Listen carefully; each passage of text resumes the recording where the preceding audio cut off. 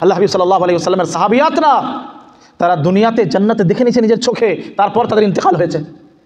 আপনি শুনেছেন 29 পারার একটা আয়াত, যারাবাল্লাহু মাসালাল লিল্লাযিনা আমানু ইমরাআতা ফিরআউন।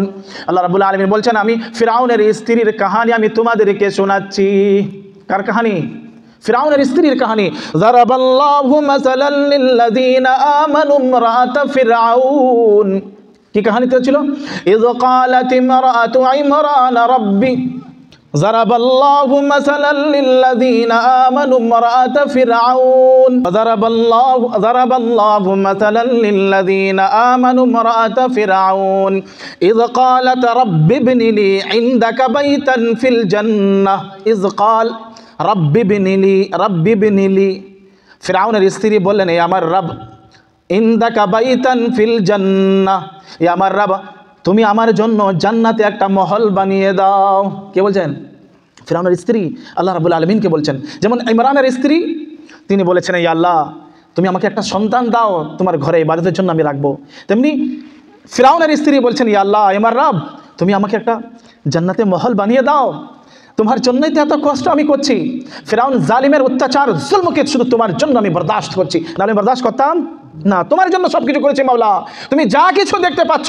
আমি নামাজের ভিতরে যখন আমি তাকবীর দিয়ে নিয়ত আমি যখন বাঁধি, তখন ফিরআউন জালিম আসে আমার উপরে অত্যাচার জুলুম করে, তার জুলুম যখন শেষ হয়ে যায় আমি বরদাস্ত করিনি, তারপরে তার চেলা চমটারা আসে, তারা আমার উপরে জুলুম করে, তোমার ইবাদত করতে দেয় না, তুমি সবই দেখতে পাও, শুধুমাত্র তোমার রাজার জন্য আমি করি।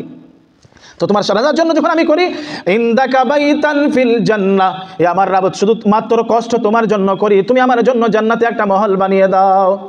ওয়ানাজ্জিনি মিনাল কওমিজ জালিমিন, এ আমার রব, জান্নাতে তুমি আমার জন্য মহল বানিয়ে দাও, আর এই জালিম ফিরআউনের হাত থেকে তুমি আমার হেফাজত করো। ওয়ানাজ্জিনি মিনাল কওমিজ জালিমিন।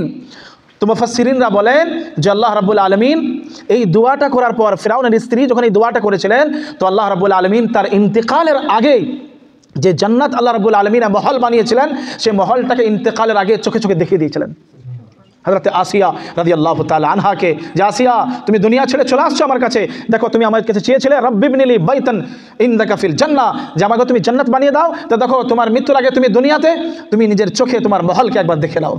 হ্যাঁ মোহতারাম বুজুর্গ আর দোস্ত, আল্লাহ রাব্বুল আলামিন তিনারা তো তাকওয়া তাহারাতওয়ালা ছিলেন, দুনিয়ার বুকে আল্লাহ তাদেরকে জান্নাত মহল কি করেছেন? দেখিয়ে দিয়েছেন। হযরত ওমর ফারুক রাদিয়াল্লাহু তাআলা আনহু, তিনার জন্য আমরা কত বয়ান শুনেছি, তিনার জন্য আল্লাহ হাবিব সাল্লাল্লাহু আলাইহি ওয়াসাল্লাম সেই জান্নাত দেখিয়ে এলেন। আল্লাহ হাবিব যখন মেরাজে গিয়েছিলেন, এই রজবের মাসে, বলছেন না মেরাজ, এর কোনো ঠিক নাই যে রজবের মাসেই তিনার মেরাজ হয়েছে। মেরাজ মানে হচ্ছে কি? আল্লাহ রাব্বুল আলামিনের সাথে দিদার, সাক্ষাৎ, মুলাকাত। এটা মুহাদ্দিসিনরা লেখেন যে কোনো ওলামারা মানে মতভেদ আছে, অনেক ইখতিলাফ আছে, যে রজবের মাসেই তিনার মেরাজ হয়েছে, কেউ বলছেন রমজান মাসে মেরাজ হয়েছে, তো বহুত কাহিনী গল্প আছে।